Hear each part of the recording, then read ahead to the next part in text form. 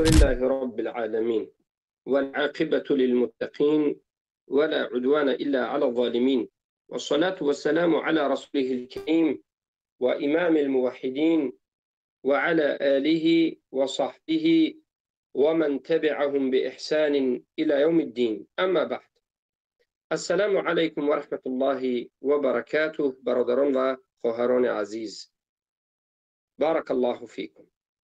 بإذن الله سبحانه وتعالى این حلقه هشتم از شناخت خوارج و کشف شبهات اونها است و ما تا به حال در شناخت خوارج قدیم هستیم.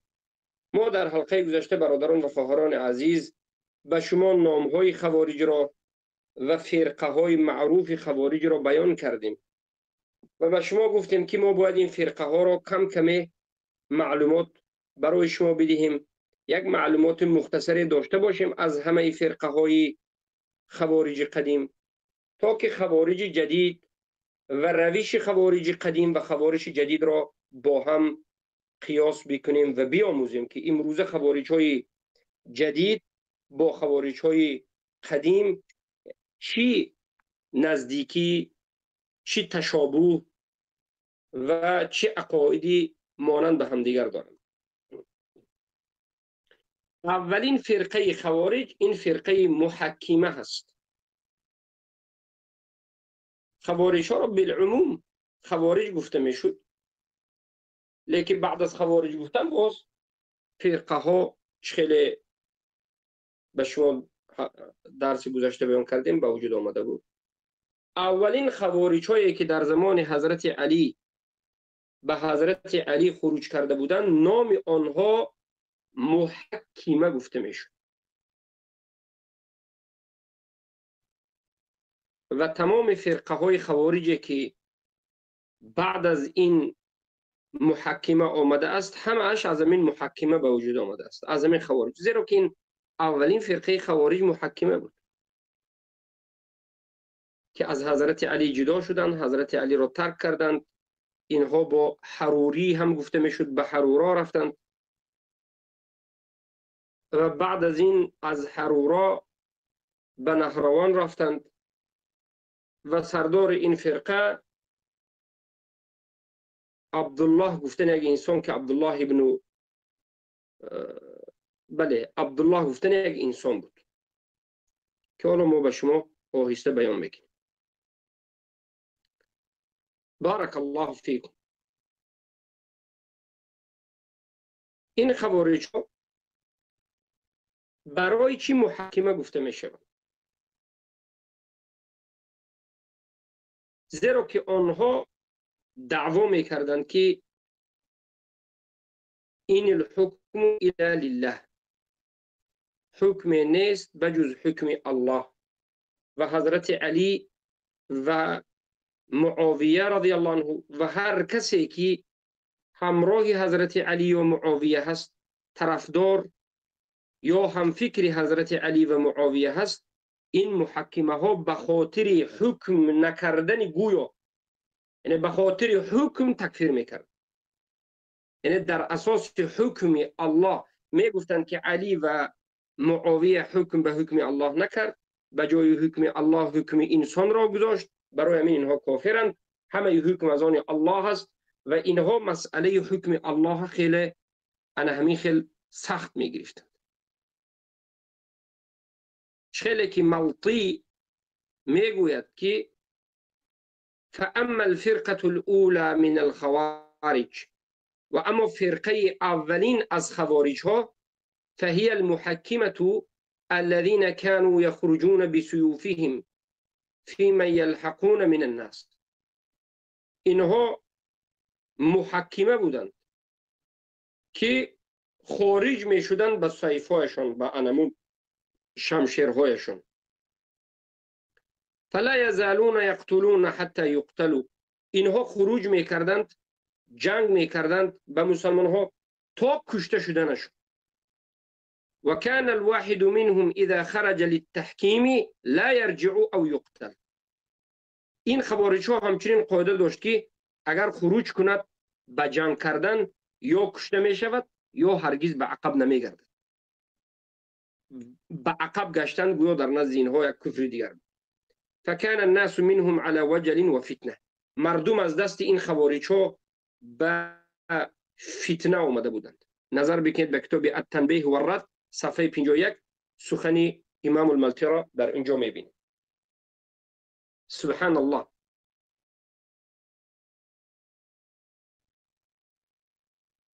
پس اولین رئیسی که همینها داشتند، اولین رئیسی که این اولین فرقه خوارج‌ها محاکمه داشت، این کی بود؟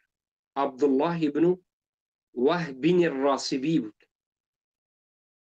که اولین جنگی که خوارج‌ها به حضرت علی میکنند، همین عبدالله ابن وهب الراسبی قائد معرکه بود. بزرگترین معرکه، یعنی سردار خوارج‌ها بود و جنگ را اداره میکرد از جانب خوارج‌ها در نهروان. و همه این خوارج‌ها در جمله رئیسشان عبدالله ابن وهب در نهروان کشته شد. قصه به شما معلوم است، ما چه خیلی گفتیم.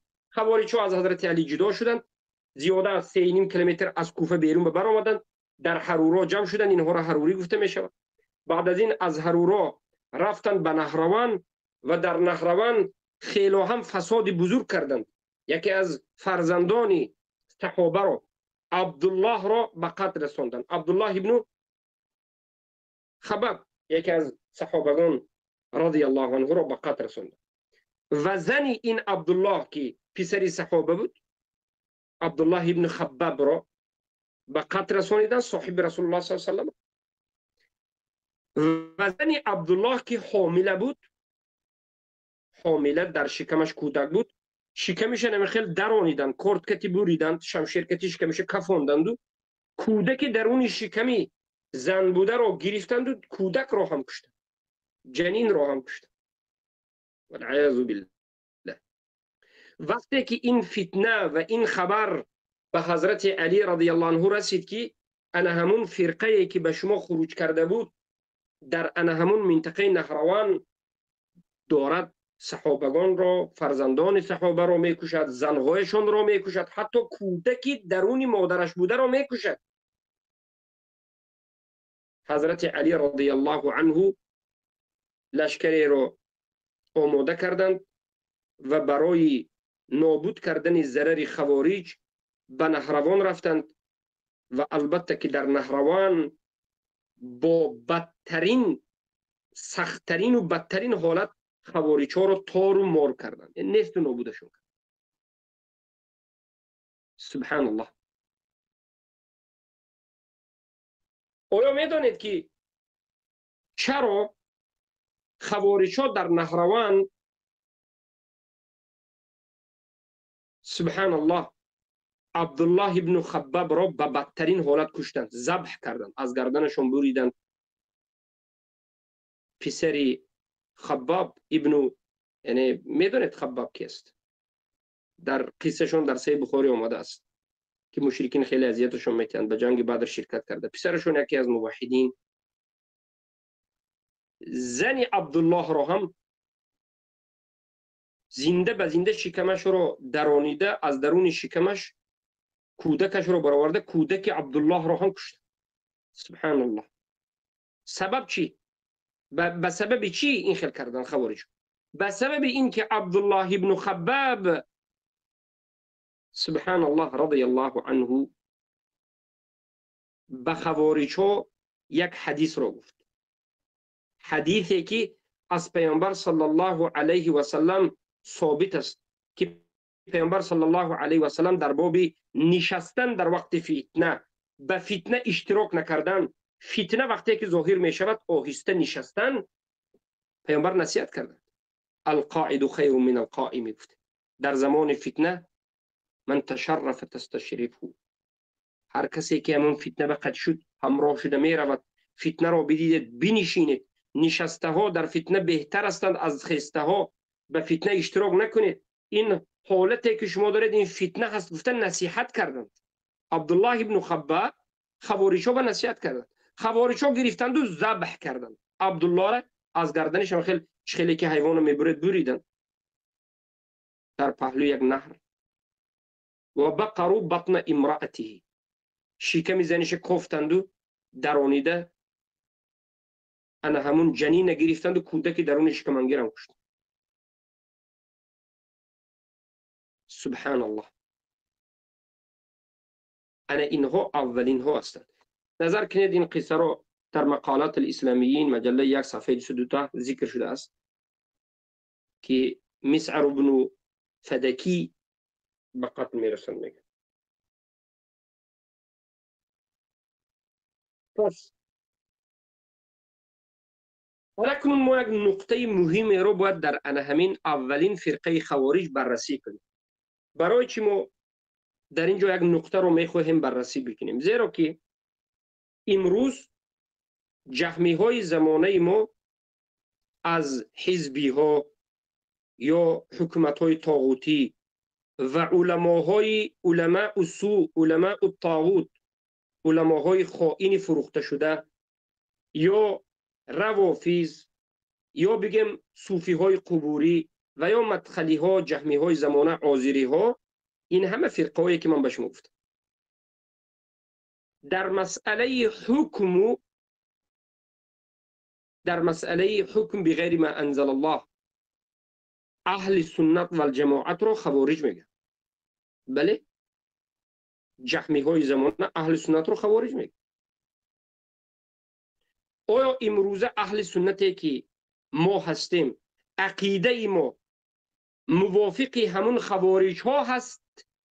آیا عقیده ما موافق همون عقیده خوارجی که در زمان حضرت علی خروج کردند و همیشه این الحکم الا لله می گفتند؟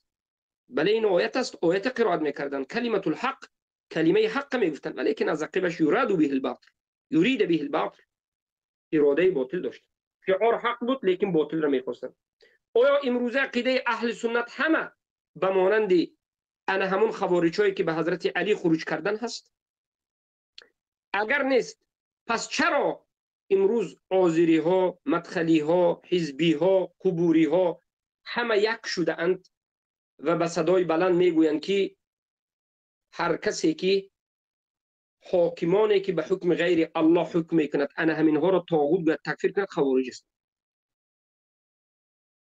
حالا من در مسئله حکم عقیده اهل سنت را و عقیده جهمی ها را و خوارج ها را بیان میکنم و این ضرور است که در این نقطه در مسئله حکم الله، توحید الحکم، یا که در مسئله شرک الحکم، شما عقیده اهل سنت را، عقیده جهمی ها را و عقیده خوارج های قدیم و جدود را فهمید.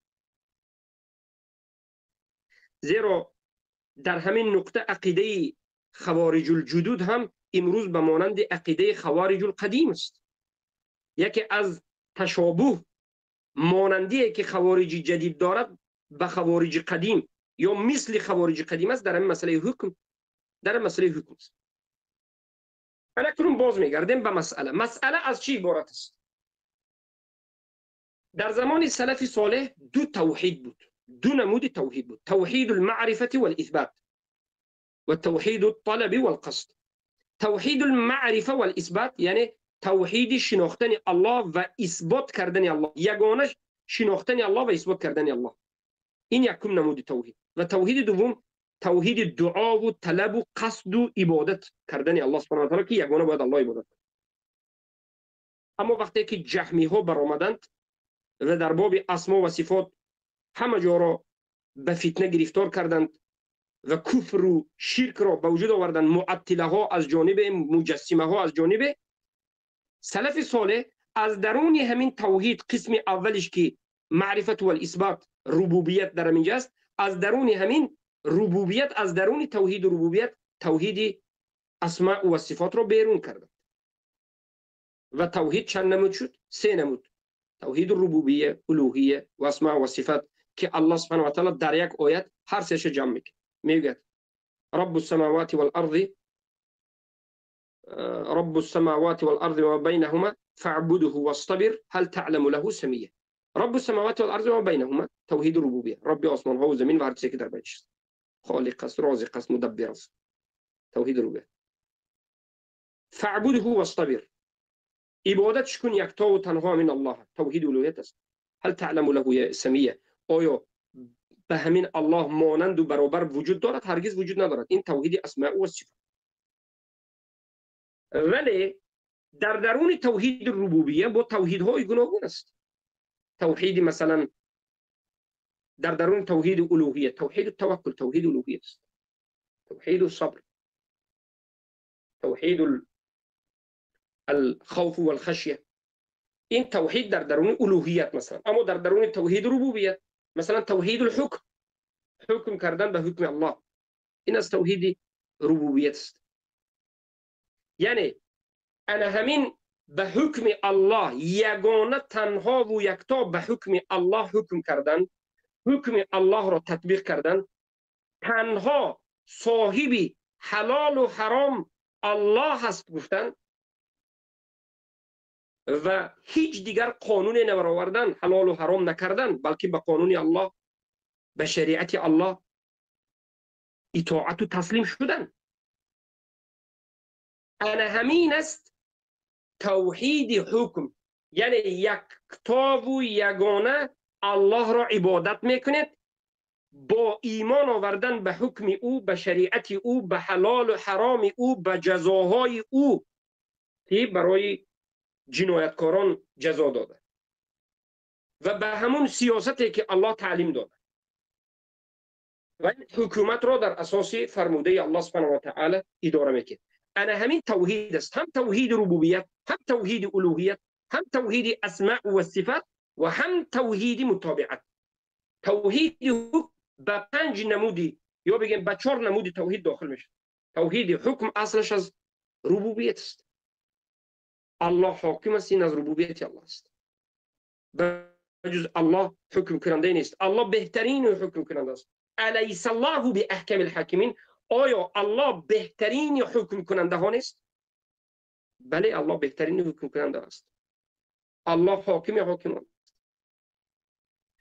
و حکم کردن الله عبادت است. پس این چی شد؟ از توحید الوهیت است. الله حاکم است، حکم است، حکیم است، توحید ربوبیت. و حکم کردن به حکم الله، مراجعت به محکمه الله، این بهترین عبادت است، توحید الوهیت است. هم حکیم حاکم صفات و نامهای الله هست و از توحید متابعت همین است که یگانه در حکم کردن به نشاندهی وحی و آورده رسول الله صلی الله علیه و سلم حکم کردن. این منهج اهل سنت و الجماعت است. الله سبحانه و تعالی چگونه که ما را از شرک در عبادت منع کرده، اینچنین ما را از شرک در حکم کردن منع کرده است. چگونه پرستی شرک است، عبادت غیر الله است، اینچنین حکم کردن به حکم غیر الله شرک است، عبادت غیر الله است، اطاعت غیر الله است. برای من الله سبحانه و تعالی در قرآن میگه ولا یشرک بعبادت ربه احدا. در عبادت الله کسی را شریک قرار ندید، یگانه الله عبادت کنید. و در اون دیگر میگه ولا یشرک بحکمه احدا. در حکم الله کسی را شریک قرار ندید. حکم دیگر حکم الله نآورید. که در عبادت کردن الله باید موحد باشید، در حکم کردن به حکم الله باید موحد باشید. توحید حکم که در قبر پرستی انسان مشرک، در حکم کردن به غیر الله مشرک. فرق نیست بین این دو مشرک، فرق نیست. یک نفر رفته قبر سجده میکنه، یک نفر دیگر رفته العیاذ بالله به حکم غیر الله حکم میکنه. هر دوش مشرک است. الله المستعان. بله، فرق نشد بین هر دو. هیچ فرقی نیست. هر کسی که فرق میگذارد بین شرک قبر و بین مشرک شدن قبر پرستی و بین مشرکی که به حکم غیر الله حکم میکنه ضال و مضل است. فرق حاکمایی که امروز به حکم غیر الله حکم میکنن اینا از یک چند معنا کافرند و مشرکند. این عقیده اهل سنت است. عقیده خوارج کجا است؟ صدای من خوب میرود برادر عزیز؟ بله بله خوب است. بارک الله فیک. عقیده خوارج ها را انکون نظر بگیر. حالا من عقیده اهل سنت را یک نقطه را به شما بیان میکنم. اهل سنت و الجماعه میگویند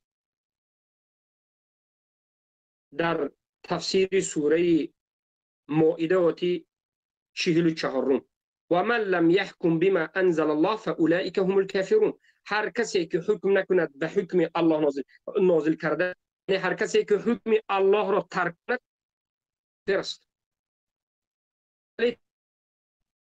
شما دو مسئله را فرق گذارید. حکم کردن به حکم غیر الله کفر اکبر است، شرک اکبر است.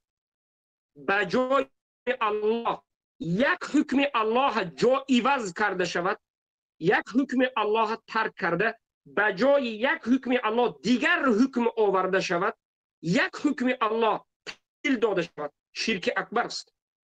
مسئله تبدیل دادن حکم الله شرک اکبر است. مسئله حکم کردن به حکم غیر الله در یک مسئله حکم این شرک اکبر است. اما در یک مسئله ترک حکم الله، اگر انسان یک حاکمی که مسلمان است، موحد است، حکومتش به قرآن و سنت حکم می شود، یک حکم الله تغییر دهد، کافر است. گوید که این حکم ما عوض میکنیم، کافر است. یک حکم الله عوض کرد که کافر است، حکم الله رد کند هم ما به این راضی نیست بدم، کافر است. ما به در کار نیست بدم، کافر است. به یک حکم غیر الله حکم کند، کافر است.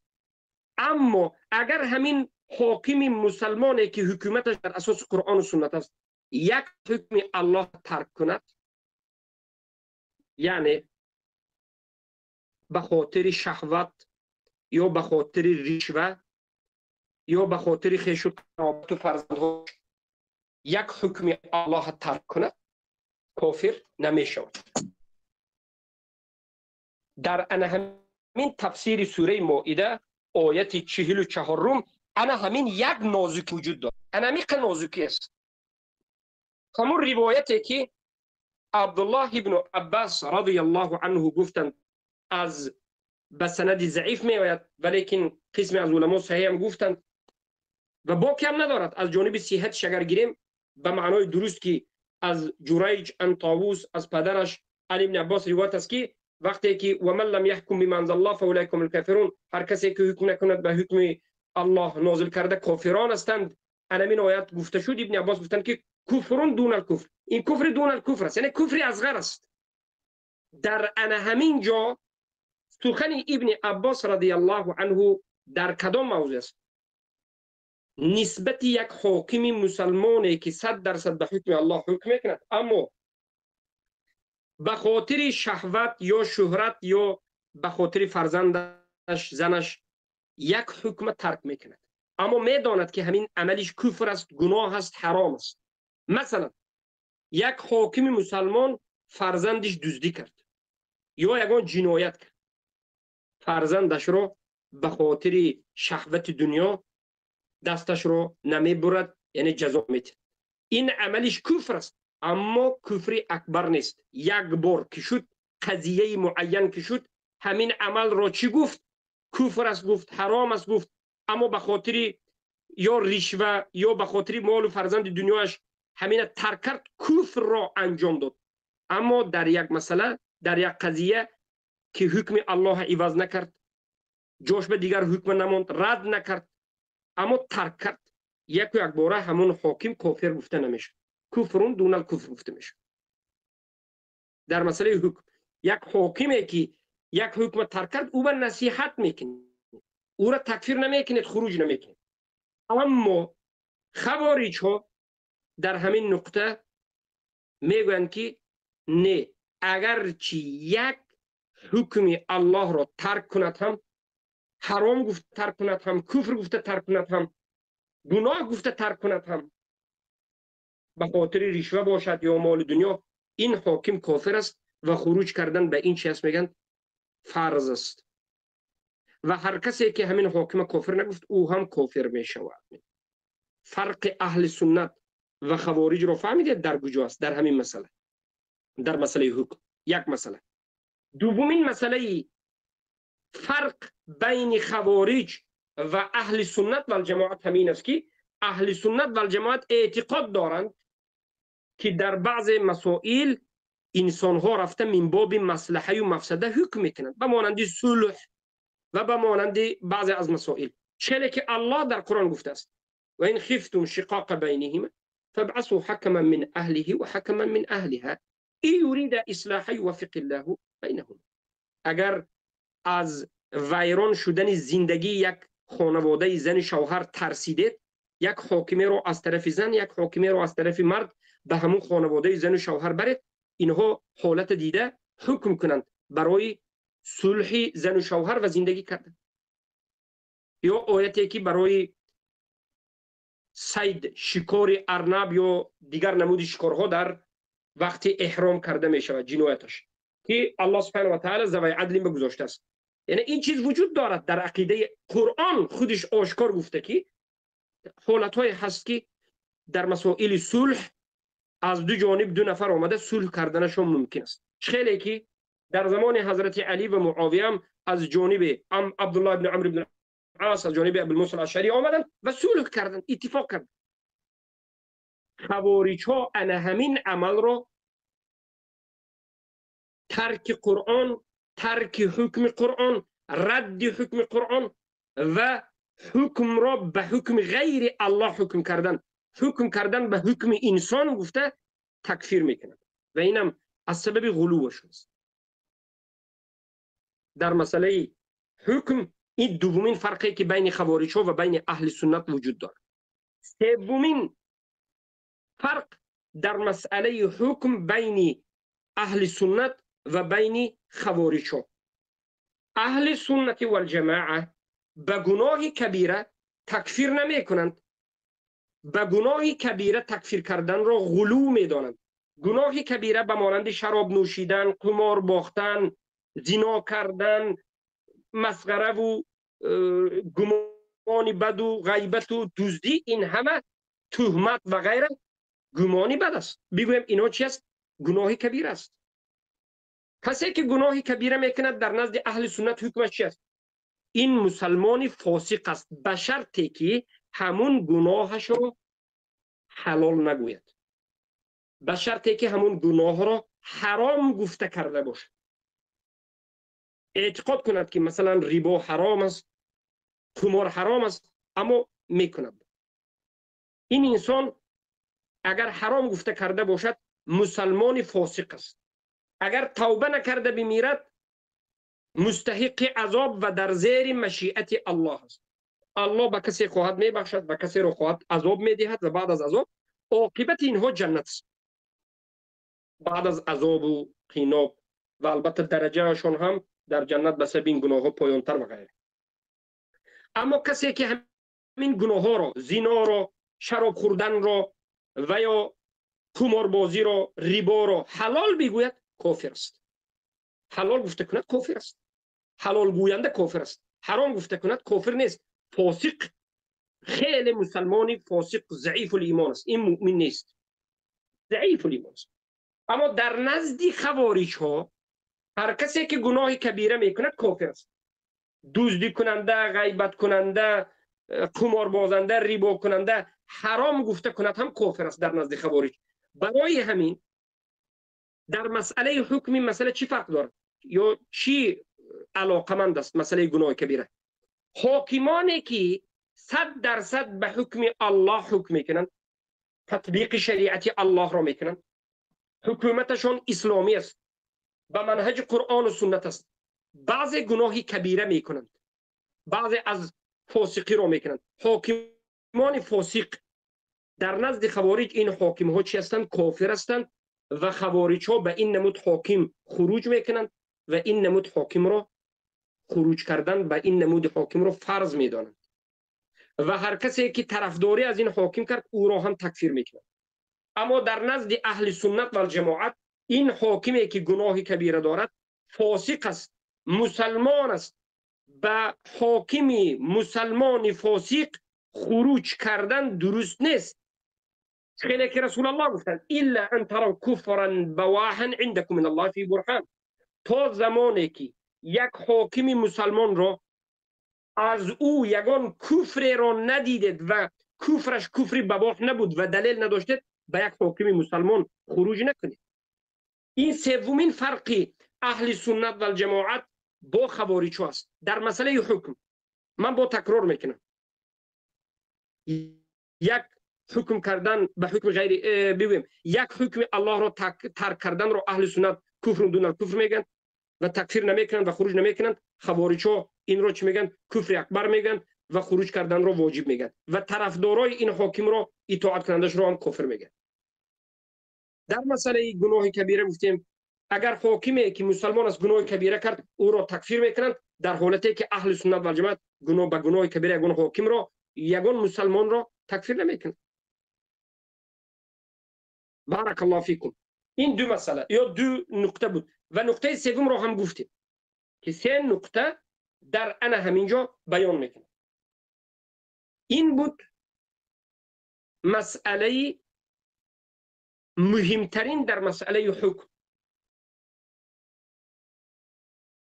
سومین نقطه گفتیم قرآن اجازه میتید که در مسائل صلح و غیره، خود قرآن در مسائل صلح بین زن شوهر، در مسائل جنگ و دما از دو نفر بیان قضاوت صلح کنند، اما خوارج ها این کافری میگن، این کافر شدن میگن. یعنی خوارج ها در مسئله حکم به حکم الله غلو کرده است. فهمیدید؟ اما همین خوارج های غلو کرده دعوا میکنند آیت قرآن را، شعارشان آیت قرآن است. میگن که این الحکم الا لله، حکم نیست مگرم از آن الله سبحانه و تعالی است. همه حکم از الله است، حکم غیر الله کفر است و شرک است. البته این سخن خوارج ها از آیت قرآن گرفته شده است، سخنشان خوب است، آیت قرآن است، حق است، اما خوارج ها سخن حق را میگفتند و از عقب سخن حق فتنه را ایجاد میکردند. کلمت الحق یرید به الباطل، یرید به الباطل، کلمه حق از این کلمه اراده باطل داشتند. پس عقیده اهل سنت و الجماعت از زمان سلف تا امروز در مسئله توحید حکم و عقیده خوارج از زمان سلف تا امروز در مسئله حکم فرق میکند. عقیده اهل سنت و الجماعت این است که یک حاکم مسلمان اگر یک مراتب حکم الله ترک کند کافر گفته و خروج کرده نمی شود. عقیده اهل سنت و الجماعت این است که اگر یک حاکم مسلمان گناهی کبیره کند او را کافر گفته خروج کرده نمی شود. عقیده اهل سنت و الجماعت این است که اگر در مسئله جنگ یا در مسئله زن و شوهر اصلاح کردن اگر مسلمان ها از دو طرف بیاند و صلح کنند و یگان توافق کنند، این حکم کردن به حکم غیر الله نیست، این کفر نیست. و عقیده اهل سنت و الجماعت در مسئله تکفیر یک طاغوت تسلسل در تکفیر نیست. این چهارم فرق بین اهل سنت و بین خوارج است. مثلا خوارج ها یک حاکم مسلمان را اول تکفیر میکنند بدون مکفره. حاکم مسلمان کفر اکبر نکرد، شرک اکبر نکرد، به گناهی کبیره یا حتی بدون گناه در مسئله درست و صحیح خوارج ها از سبب گمراهیشان حاکم مسلمان را تکفیر میکنند. بعد از این او را تکفیر نکرده را هم تکفیر میکنند و او را تکفیر نکرده را هم تکفیر میکنند. تسلسل در تکفیر میکنند که این خوارج جدود است. چیزی که مکفره نیست تسلسل در تکفیر دارد. این چهار نقطه مهمترین فرق بین اهل سنت و الجماعه و خوارج ها در مسئله حکم بغیر ما انزل الله است. اکنون این دو مذهب را فهمیدید، مذهب اهل سنت را و مذهب خوارج ها را، محکمه ها را فهمیدید که خوارج ها دعوای این الحکم الا لله دارند. لیکن چرا خوارج میگیم؟ اهل سنت و خوارج چهار نقطه فرق را فهمیدید. امیدوارم که فهمیدید. نویسید و بگیرید. خوب اینا در یادتون داره. اکنون جهمی ها مذهب سوم در مسئله حکم بغیر ما انزل الله یا در مسئله توحید الحکم، جهمی ها چی عقیده دارند در مسئله توحید حکم؟ در نزد جهمی ها حکم کردن به حکم الله، این از توحید نیست. این یک مسئله فروعات است. فهمیدید؟ خوب دقت بدید. خوارج‌ها غلو کردن در 4 نقطه حکم بغیر ما انزل الله. جهمی ها باشند بالکل همه جا را رسوا کردند. برای همین وقتی که از علما پرسیدند که خطری خوارج ها بد است یا جهمی ها، مرجعه و جهمیه گفتند اگرچه خوارج ها در درون مسلمان ها خون مسلمان ها را ریزانیدند، پول مال مسلمان ها را حلال کردند و کشیدند و گرفتند، ولی ضرر جهمی ها به اسلام و مسلمین از ضرر خوارج به مراتب زیادتر است. خوارج ها حکم الله انکار نکردند، بلکه به بالایش کمی غلو کردند و گمراه شدند و مارق شدند، خروج کردند به مسلمان ها را تکفیر کردند. اما جهمی ها بالکل حکم الله بیکار کردند. چگونه؟ گفتند که حکم کردن به حکم الله این چیزی از مسائل توحید نیست. یعنی اگر یک حاکم بیاید حکم الله انکار کند یا ترک کند، یا که گفتند یا انکار نکند حکم الله اقرار کند و 100% به حکم غیر الله حکم کند، همین مسلمان است. از این جهت جهمی های زمانه، این کفار مشرکین زمانه ما، قبوری ها، جهمی های زمانه، حاکمانی که طاغوت هستند، یعنی به حکم غیر الله 100% به قانون خودشون ساخته الکگالیکا حکم میکنند. انا همین حاکمان طاغوت در نزد اهل سنت رو ولی الامر میگویند جهمی ها. فرق برای چی؟ در نزد اهل سنت این حاکم طاغوت است، برای آنکه حکم به حکم غیر الله کرد، برای آنکه قانون ساخت، برای آنکه به دین الله جنگ میکند، برای آنکه این کار کرد شریعت الله، برای آنکه افضل دانست حکم غیر الله. یک چند مناطق کفر. اما در نزد جهمی ها، مدخلی ها، آزری ها، حزبی ها، قبوری ها، خوبسا، اخذهم الله، این حاکم مسلمان است ولی الامر است. برای چی؟ برای آنکه حکم کردن به حکم الله در نزد اینها از توحید نیست. حکم کردن به حکم الله از توحید نیست. حکم کردن به حکم غیر الله از شرک نیست. برای همین اینها حاکم طاغوت را مسلمان میگن و مسلمان ها و موحدینی که حاکم طاغوت کافر را تکفیر میکنند و به او کفر میورزند خوارج میگن. و خوارج های حقیقی را جهمی ها اصلا نمیشناسند. اکنون فهمیدید چگونه ای که خوارج ها جهمی های حقیقی را نمیشناسند؟ خوارج ها جهمی گفته اهل سنت را میگویند. این چنین جهمی های خوبسا خوارج حقیقی را نمیشناسند. خوارج گفته اهل سنت را میگویند. اهل سنت بیچاره هم ضربه میخورد از جانب خوارج ها اهل سنت جهمی میگوید و مشرک میگوید و قبوری میگوید و تکفیر میکند. از جانب دیگر جهمی ها اهل سنت را متشدد و خوارج میگوید و تکفیر میکند. چه که حضرت علی بن ابی طالب رضی الله عنه را ببینید، خوارج ها از یک طرف میبرآمد به حضرت علی خروج کرده، حضرت علی را تکفیر میکرد، و از جانب دیگر کسانی بودند که حضرت علی را در تکفیر شیعه هایی که به حضرت علی غلو کرد امروز قبول ندارد. تکفیر حضرت علی کرده. این عقیده رو خوارجی میگه. ببینید مسئله خیلی نازک است و الله به هر کسی توفیق داده باشد او میفهمه. و ما دعا میکنیم و از الله طلب میکنیم که این مسئله ها را برای شما آسان بکنه. انا همون خوارج هایی که در زمان حضرت علی برآمدند، نامشون اولین نامشون محکمه بود یا حروری بود. برای چی اینها محکمه؟ برای اینکه اینها میخواستند که به حکم الله حکم کنند، حکم الله را میخواستند، حکم غیر الله را انکار میکردند، اما غلو کردند. چیزی که الله شرک نگفته در مسئله حکم، خوارج ها از پیش خودشون شرک گفت. نازکی ها 4 نازکی را گفتم، بله خیلی مهم است.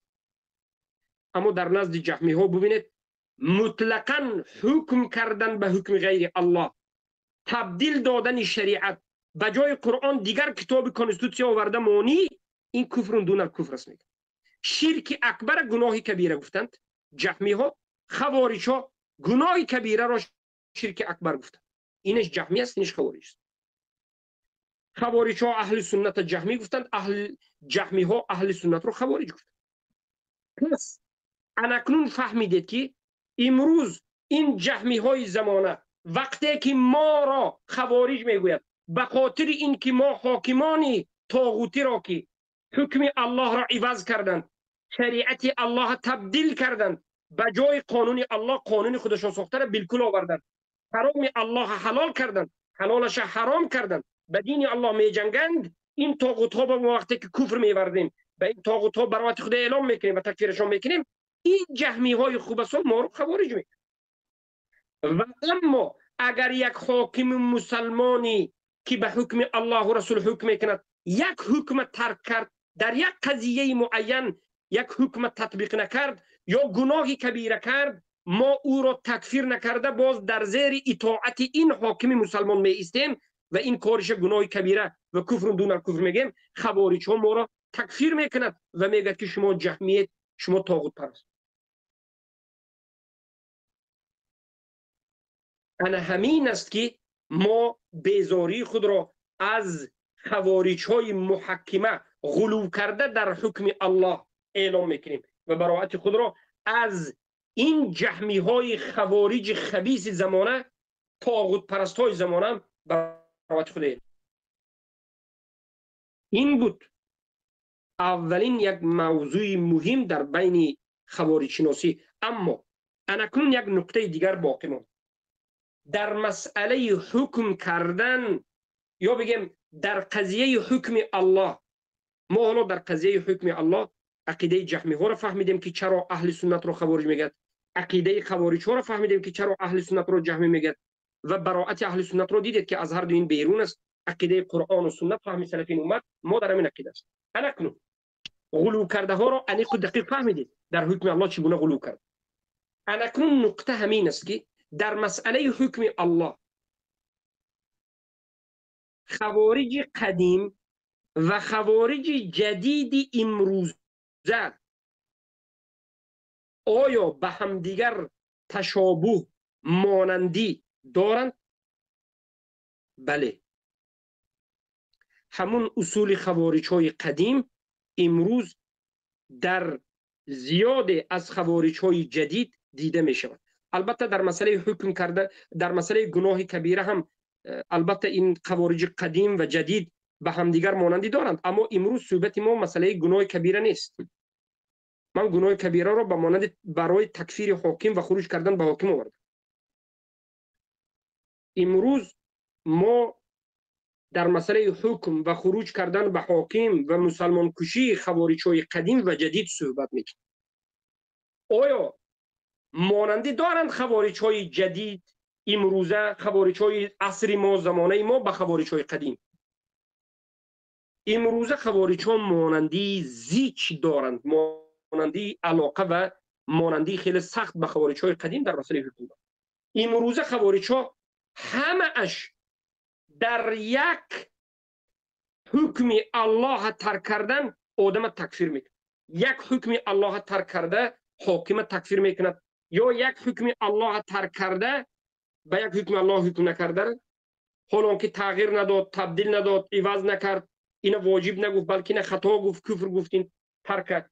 با وجود همه این امروزه خوارج ها در این یک مسئله تکفیر میکنند. چگونه که عبدالله ابن وهب و یا خوارج هایی که 4-5 هزار بودن در زمان حضرت علی در یک مسئله تکفیر میکنند. یک، امروزه خوارج ها هم در مسئله حاکم قرار دادن انسان ها، مسلمین و موحدین، در مسئله صلح، در بسیار مسائلی که صلح هست بین انسان ها این و آن، امروزه خوارج ها جدید هم انا همین مسئله را کفر میدانند.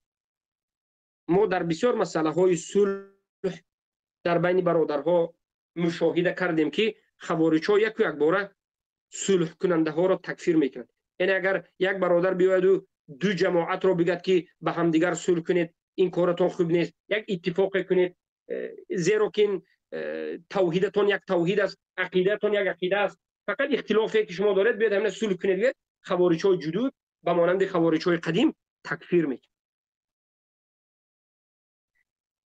این دومین مانندی 100% خوارج جدید به خوارج قدیم است. و مانندی دیگری خوارج جدید به خوارج قدیم در مسئله حکم همین است که اینها شعار میبردارند، خوارج های جدید، که این الحکم الا لله، نیست حکم بجز حکم الله، شریعت فقط از قرآن و سنت گرفته میشد، هر کسی به حکم قرآن و سنت حکم کند کافر است و غیره و غیره. گفته شعار میبردارند، شعارهای حق، اما در نتیجه میبینی که فقط باطل، فقط مسلمان را تکفیر کردن و دور شدن از حقیقت است. چگونه ای که در زمان حضرت علی هم خوارج ها شعار حق برداشتند، اما در نتیجه تکفیر کردند اهل سنت و الجماعت.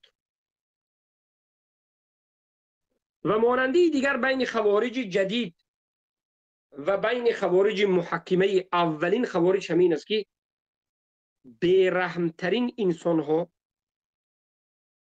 خوارج ها هستند، هم خوارج های جدید و هم خوارج های قدیم. چی خیلی که ما به شما گفتیم، این نکته رو خوب دقت بدید.